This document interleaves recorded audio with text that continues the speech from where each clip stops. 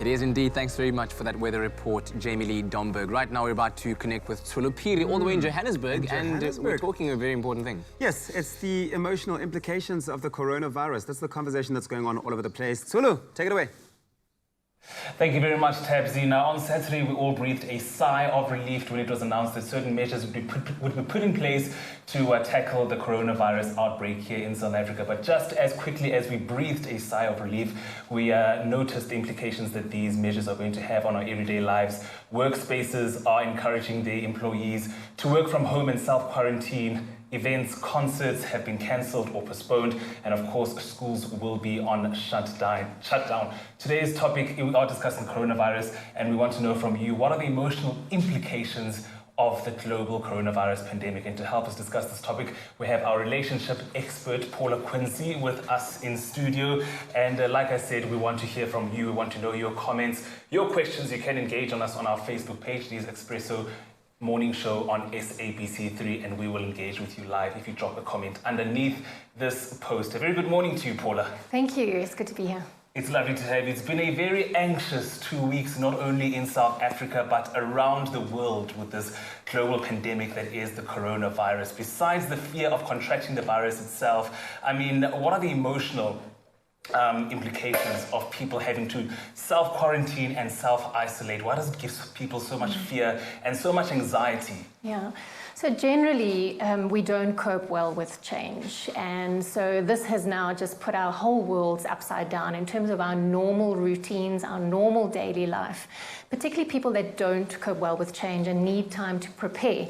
This has just been thrown on us, and that in itself, this uncertainty, causes a lot of anxiety, it causes a lot of stress, and then we start reacting in reactive ways, or what some people would say irrational ways.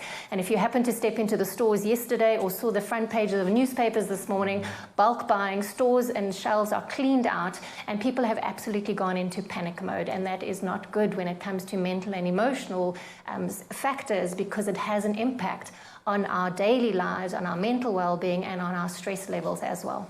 What is it about isolation that scares people so much that people don't want to self-quarantine, but they find themselves having to do so because of this pandemic?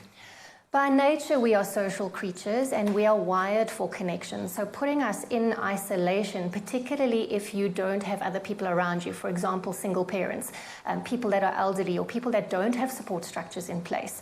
And this can lead to feeling isolated, feeling disconnected, and chronic loneliness stepping in can lead to the same equivalent as smoking 15 cigarettes a day, which is what research shows us. I mean, you touched on it just now, but just expand a little bit further around what kind of physiological impact does loneliness have on the human body? Yeah. So obviously with feeling disconnected, feeling isolated, in extreme cases it can head towards depression, and that can impact our stress levels. Feeling disconnected from the world, like we've got nowhere to turn to, we've got no one to talk to, and as I said, the physiological side of that is the impact on our immune system, and being equivalent to smoking 15 cigarettes a day, which makes chronic loneliness more severe than actual obesity. And the mental and emotional implications of loneliness? So people often can't cope well with that, and in extreme cases, suicidal thoughts can even start playing out. Wow, so it's definitely something to take very seriously. Absolutely. Thank you very much, Paula. We're not done with Paula yet. We are going to be coming back to discuss further the pandemic that is the coronavirus. What are the emotional implications of the global coronavirus pandemic? That is the question we are discussing. That is the hot topic this morning. You can go over to our Facebook page, Expresso Morning Show on SABC3. Drop your comments and we will engage with you live. But for now, it's back to you guys in studio. It's my feel-good breakfast show. Welcome back, you beautiful people. Thank you so much for keeping it locked on your feel-good kickstart to a day. And despite this rising conversation, the concerns around coronavirus, it has been a feel-good start today. So thank you so much. We're now talking about, in fact, the emotional repercussions of what we've been through over the last couple of weeks. We rejoin Tsolo in Joburg. Thank you very much, Graham. We are joined by Paula Quinsee here in our Johannesburg studios, talking everything coronavirus and the global pandemic and how it impacts on your mental and emotional well-being. We want to hear from you, so you can drop a comment on our Facebook page. It is Expresso Morning Show on SABC3 underneath this post, and we will engage with you live.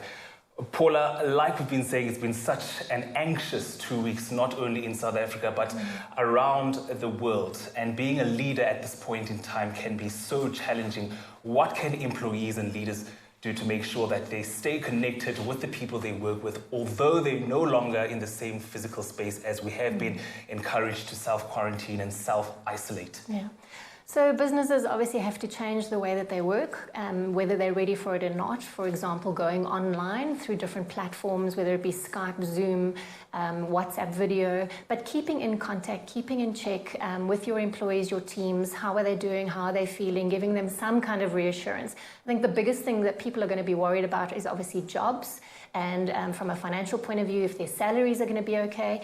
And I think for the small business owners that may not necessarily have the same resources that the big corporates or companies do, in terms of potentially, how they're going to manage cash flow, how they're going to manage resources, because they are also feeding people and families that are working for them in their small businesses too. So constant communication in any format possible to remain connected and try and ease the uncertainty right now.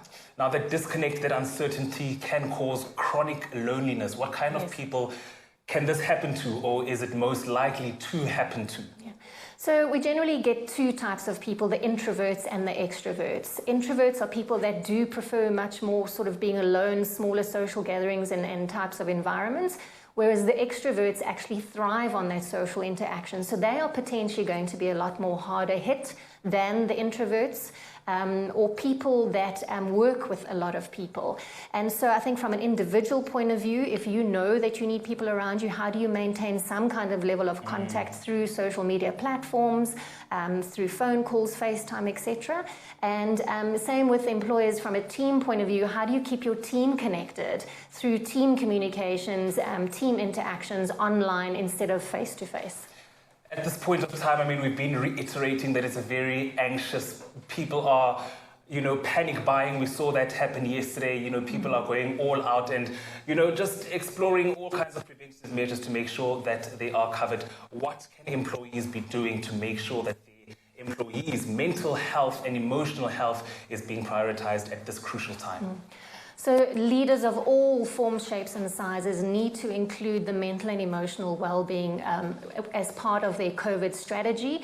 Obviously, business right now and the economy is looking at the basics in terms of logistics, where and how people can work to keep businesses going, as well as the financial impact. But we need to include the mental and emotional impact as part of the strategy going forward, either using company resources like employee well-being programs and initiatives, or reaching out to other sources of support and structures that can provide some kind of support to individuals and companies in this time of conflict and chaos. Talking about those support structures and organizations that people can reach out to, what are they? Where can people get a hold of them? So obviously there are the various medical counselling facilities and individuals and companies that offer these sources, but then there's also the national organisations such as Lifeline and SADC, South African Depression and Anxiety Group.